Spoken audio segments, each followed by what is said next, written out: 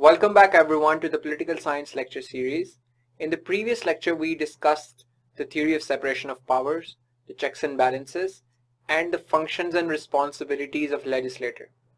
आज उसी को आगे बढ़ाते हुए हम डिस्कस करेंगे एग्जीक्यूटिव के क्या फंक्शंस और रोल्स और रिस्पॉन्सिबिलिटीज हैं और उसके पास कौन सी पावर्स हैं जो एग्जीक्यूटिव को मिलती हैं और एग्जीक्यूटिव के प्राइमरी डोमेन में आती हैं. सो एज वी डिस्कस्ड कि लेजिस्लेटर का काम है लॉ मेकिंग और एग्जीक्यूटिव का काम है इन्फोर्समेंट और इम्प्लीमेंटेशन.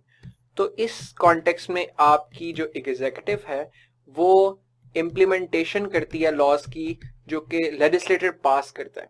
तो implementation of laws is the principal function of your executive in that record. The second is the appointment making function. जैसे हमने लेजिस्लेटर में देखा था इसी तरह हमें पता है कि किस तरीके से एग्जीक्यूटिव प्रेसिडेंट जो है, again you can quote US की एग्जांपल जिसके अंदर US president appoints members of federal judiciary, president appoints members of senior superior services. इन सारी चीजों के अंदर कोऑर्डिनेटेड पावर एंजॉय करती है यूएस के अंदर executive with legislator in terms of appointment. तो ये एग्जीक्यूटिव का फंक्शन है in terms of making appointments. The control over foreign affairs. Last time हमने जैसे डिस्कस किया था कि आपके यूएस प्रेसिडेंट के पास ट्रीटी मेकिंग पावर्स होती हैं. तो ट्रीटी मेकिंग पावर्स के कॉन्टेक्स्ट में वो नेगोशिएशंस करता है कंट्रीज के साथ, डील्स करता है डिफरेंट कंट्रीज के साथ. तो in this context you can coat the example of Obama making for the climate change agreement, Paris Climate Accord, going for Paris Climate Accord, going for Iran nuclear deal, and Trump reversing these policies. You can quote Obama or opening up relations with Cuba as an example in this particular subheading. The fourth is declaration and termination of war. It's also a very peculiar case.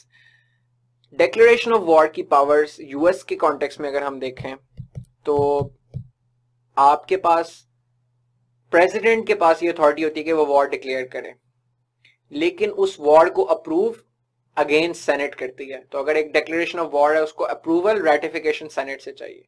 तो that's the first thing. तो लेकिन executive के पास nonetheless first power है to declare it. Second thing is कि termination of war की powers exclusively executive के पास है यूएस में.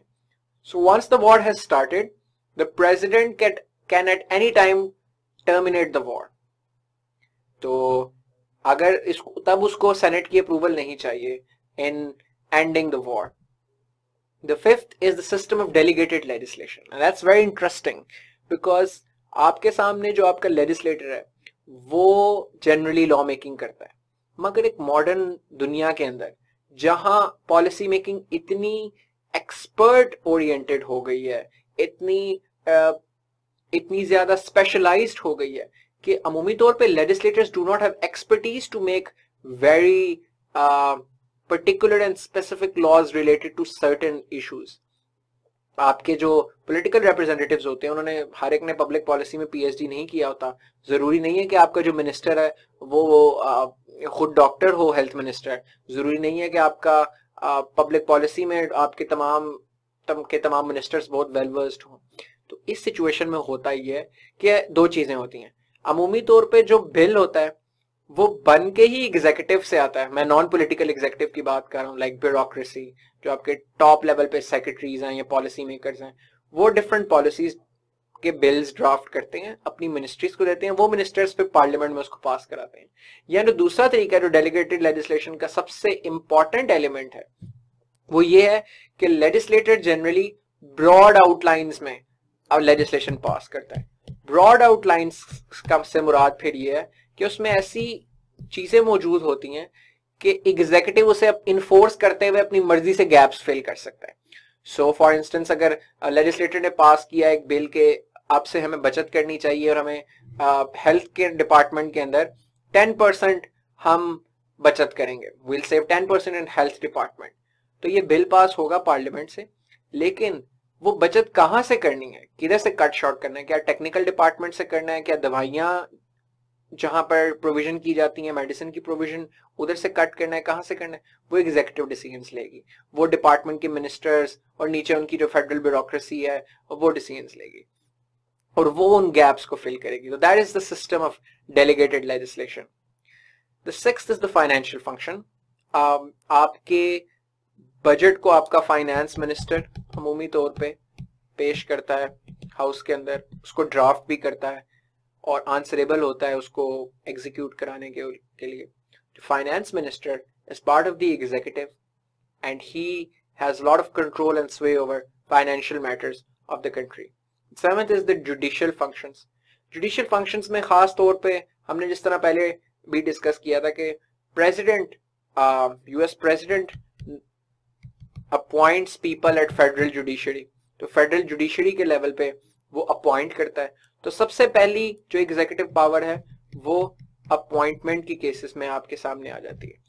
दूसरी जो अहम पावर है जुडिशियल कॉन्टेक्स्ट में वो अक्सर चीफ एग्जीक्यूटिव्स के पास, प्रेसिडेंट्स के पास पावर होती है टू ग्रांट एमनेस्टी और रिप्रीव, माफी देने की. बेसिकली वो किसी भी फेडरल ऑफेंडर को माफ कर सकते हैं, किसी सजा से उसे उसको बचा सकते हैं, उसको अपनी प्रिविलेज यूज करते हुए, अपनी प्रेसिडेंशियल पावर यूज करते हुए. एक स्पेशल पावर दी गई है as an honour to the presidents generally who is the top of the executive. तो जुडिशियल फंक्शंस इस तरीके से परफॉर्म करती है आपकी executive. The last is the grant of honors and titles. Presidents in the country are empowered to give titles to various citizens for their unique contributions to the country. So poets, academics, writers, scientists, इन सारे लोगों को president और आपके executive decide करती हैं इनमें से लोगों को, और उनको वो special टाइटल्स के साथ जो है नवाजती है. आपके मुल्क में मुख्तलिफ किस्म के ऐसे टाइटल्स हैं. यूएस में एक जो सबसे फेमस टाइटल है which is the highest civilian honour, जिसे कहा जाता है प्रेसिडेंशियल मेडल ऑफ फ्रीडम, जो कि रिसेंटली आपने अगर ओबामा की सेकंड टर्म को फॉलो किया तो Obama gave presidential medal of freedom to his vice president Joe Biden, जिसके साथ ओबामा का bromance was all over the internet and memes. Very good couple, I mean partners. So in that regard president के पास ये भी authority होती है कि वो लोगों को नवाज सकता है जिन लोगों ने important contributions की हैं. Obama gave titles and honors to numerous people at the end of his term, to Alan, to Michael Jordan, to Tom Hanks, to Bill and Melinda Gates for their unique contribution. So you see from diverse sets of backgrounds. तो ये executive multiple functions perform करता है किसी भी polity के अंदर. The next is the functions of judiciary. Judiciary के जो फंक्शंस हैं वो बड़े सिंपल हैं, जो कि रिजॉल्व करते हैं कॉन्स्टिट्यूशनल प्रोटेक्शन के. तो पहला जो फंक्शन जुडिशरी का वो तो है प्रोविजन ऑफ जस्टिस. वो लोगों को इंसाफ, swift and speedy justice. Swift justice is the most important task of judiciary. The idea that justice delayed is justice denied. That judiciary must give free justice to people. और उसके अंदर the concept of rule of law is very important. कि that application of law must be equal. Judiciary का काम है कि वो apply करे law को equally तमाम segments of society पे, और किसी को special privilege ना दे दूसरे ग्रुप के ऊपर, बल्कि लॉ के अकॉर्डेंस ऑब्जेक्टिवली, इम्पार्शली और फेयर तरीके से तमाम फैसले दे. सेकंड इज द एप्लीकेशन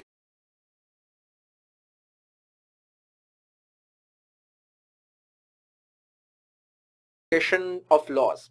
बहुत सारे जगहों पे इश्यूज के ऊपर लेजिस्लेटर जो लॉज बनाता है या जो मुल्क के जो कॉन्स्टिट्यूशनल लॉज होते हैं वो ब्रॉड होते हैं और कुछ स्पेसिफिक केसेस में अप्लाई नहीं हो रहे होते हैं, या उसको मतलब क्लियर नहीं होती आपके लीगल फ्रेमवर्क उस चीज के ऊपर. तो जब कोई स्पेसिफिक केस जुडिशरी के पास आता है तो जुडिशरी उस पर्टिकुलर केस के अंदर फिर उन ब्रॉडर लॉज को अप्लाई करती है और उनको देखती है कि उधर उनकी क्या वैलिडिटी है. Third is the role in law making. Judiciary indirectly law making में भी कंट्रीब्यूट करती है. मैंने आपको जैसे बताया कि अक्सर ब्रॉडर लॉज जो एक्सप्लिसिटली किसी एक खास स्पेसिफिक इंस्टेंस से रिलेट ना कर रहे हो और वो स्पेसिफिक इंस्टेंस कोर्ट में आ जाए डिस्प्यूट, तो फिर जुडिशरी डिसाइड करती है उसको किस तरीके से उसकी एप्लीकेशन करनी है, किस तरीके से उसकी इंटरप्रिटेशन करनी है। ये इंटरप्रिटेशन खुद लीगल सिस्टम का हिस्सा बन जाती है, because the system of precedents is generally followed in the courts. According to this precedent, अगर सुप्रीम कोर्ट ने कोई एक फैसला दिया है तो ये फैसला हाई कोर्ट मानेगी और ये फैसला नीचे से लोअर कोर्ट्स मानेंगी। This is the system of precedents, यानी मिसाल कायम करना जो मतलब होता है प्रेसिडेंट का। तो इन दैट रिगार्ड, तो फिर जब जुडिशरी कोई एक खास कॉन्टेक्स्ट में फैसला दे एक स्पेसिफिक इशू पे जिसके ऊपर ऑलरेडी लीगल क्लैरिटी मौजूद नहीं है, तो जुडिशरी का वो फैसला सबसे इंपॉर्टेंट बन जाता है। यानी आगे वाले उस तरह के सिमिलर आने वाले केसेस में भी उस जुडिशरी के केस को रेफरेंस बनाकर डिसीजंस दिए जाएंगे। So that is also indirectly judiciary contributing to the evolution of the laws of the country. The fourth is the equity legislation. There are certain cases and disputes in courts for which legislation is absent, for which there is no law whatsoever. क्योंकि यहाँ पर और यहाँ पर तो law ambiguous था ना, यानी लॉ क्लियर नहीं था या स्पेसिफिक इनफ नहीं था। कुछ जगहों पे it's just absent. So what does court do, that it appeals to the principle of equity, जिसके अंदर फेयरनेस के प्रिंसिपल, यानी आप रीजन को अपील करते हैं जजेस अपनी कि अब यहाँ पर लॉ मौजूद नहीं है, लेकिन अगर मैं फेयरनेस के और जस्टिस के और इम्पार्शियलिटी के प्रिंसिपल्स को अप्लाई करूं तो क्या बेस्ट डिसीजन होगा।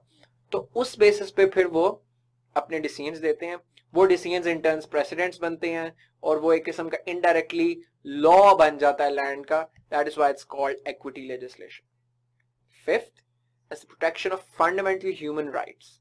तमाम कॉन्स्टिट्यूशंस के अंदर एक चैप्टर डेडिकेटेड होता है ह्यूमन राइट्स या फंडामेंटल राइट्स को प्रोटेक्ट करने के लिए, जिसके अंदर freedom of speech, freedom of assembly, freedom of association, freedom of press, freedom to hold private property, freedom to conduct business, ये सारे, फ्रीडम टू हैव इंफॉर्मेशन, ये सारी फ्रीडम्स स्टेट ने गारंटी की होती हैं कॉन्स्टिट्यूशनल फ्रेमवर्क के अंदर।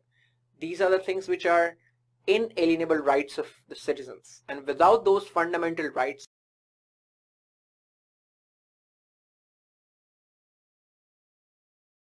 there can be no democracy.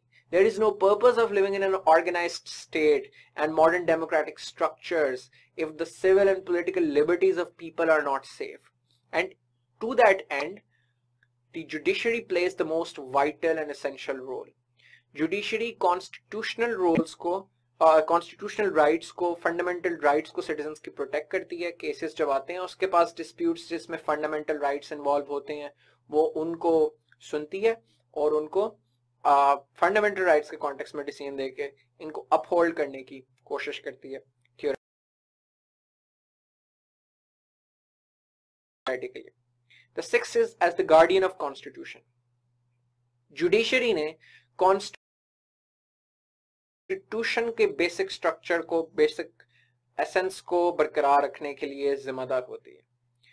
That is why judiciary across the world generally have the power of judicial review.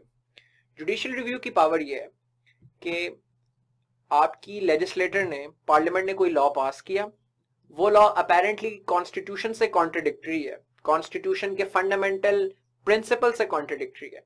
For instance, अगर कॉन्स्टिट्यूशन कहता है कि सिस्टम फेडरल होना चाहिए और पार्लियामेंट्री सिस्टम होना चाहिए, लेकिन पार्लियामेंट ने ऐसा लॉ पास किया जिससे प्रेसिडेंट को बहुत ज्यादा पावर्स मिल रही हैं और पार्लियामेंट के पास बहुत कम पावर्स आ रही हैं, प्राइम मिनिस्टर के पास नॉमिनल पावर्स हैं, इसका मतलब पार्लियामेंट्री सिस्टम ही अंडर थ्रेट है। ये प्रेसिडेंशियल सिस्टम की तरफ बढ़ रहे हैं जो कि कॉन्स्टिट्यूशन नहीं बना रहा। तो इस केस में जो आपकी जुडिशरी है वो जुडिशियल रिव्यू की पावर यूज करते हुए ऐसी लेजिस्लेशन को नल एंड वॉइड डिक्लेयर कर सकती है, इसे अल्ट्रा वायर्ड डिक्लेयर कर सकती है, which is saying that it's not valid. तो judiciary uses the power of judicial review with which it can declare ultra vires any piece of legislation if it finds the same to be in contradiction or in contravention to the constitution. तो इस तरीके से वो constitution के basic framework को judiciary protect रखती है। ये जो पावर है जुडिशियल रिव्यू की, ये आपकी जुडिशरी के पास जो उसका डॉक्ट्राइन है वो यूएस के अंदर इवॉल्व हुआ था, और यूएस के अंदर फेमस मैरबरी वर्सेस मेडिसन केस के अंदर ये पावर जुडिशियल रिव्यू की यूएस कोर्ट ने अपने पास ली। इस तरह डिफरेंट लीगल केसेस के अंदर जुडिशरी ने ये पावर्स डिफरेंट कंट्रीज के अंदर अपने अपने पास रखी। इंडिया के अंदर बेसिक स्ट्रक्चर डॉक्ट्राइन इसी की एक थोड़ी डिफरेंट टेंजेंट पे एक्सटेंशन है, जो कि Kesavananda Bharati versus state of Kerala case के अंदर एस्टैब्लिश हुआ। पाकिस्तान के अंदर भी judiciary in the 18th and 21st constitutional amendment के जो केसेस जब कोर्ट में गए थे, तो पाकिस्तान की सुप्रीम कोर्ट डिक्लेयर्ड कि it has the power of judicial review, और उसके पास जुडिशियल रिव्यू की पावर है ताकि वो कॉन्स्टिट्यूशन के कैरेक्टर को बरकरार रख सके, उसे सस्टेन कर सके। तो इस तरीके से आपकी judiciary performs certain invaluable tasks and functions to protect the constitution, to protect the legal framework of the country. Now, rehashing all these three principles back, the initial idea about the separation of powers was that there's three organs of the state: legislature, executive and judiciary. Legislature is tasked with making laws, executive implements those laws, and judiciary interprets those laws and protects the fundamental character of the constitution. और इसमें इन तीनों के मुख्तलिफ functions perform करती हैं, अपनी primary functions, और उसके साथ साथ there are some ancillary functions that all these three organizations perform effectively. अब हमारे पास जो अगला टॉपिक हम डिस्कस करेंगे इसके बाद वो होगा यूनिकैमरल लेजिस्लेचर और बाइकैमरल लेजिस्लेचर से। हमने लेजिस्लेटर पे डिस्कशन की। लेजिस्लेटर को ऑर्गेनाइज करने के दो मॉडल्स हैं, यूनिकैमरल और बाइकैमरल, और हम देखेंगे इन दोनों के अंदर क्या फर्क है। वेरी ब्रीफली स्पीकिंग, यूनिकैमरल जिसमें सिर्फ एक हाउस होता है, बाइकैमरल जिनमें दो हाउसेज होते हैं, जैसे पाकिस्तान के अंदर एक नेशनल असेंबली है और एक सेनेट है। So we are bicameral legislator. So we'll look at what's the difference between the two, what is the rationale for creating a second legislature, and what kind of legislators different countries have across the world. Till then, take care. See you in the next lecture.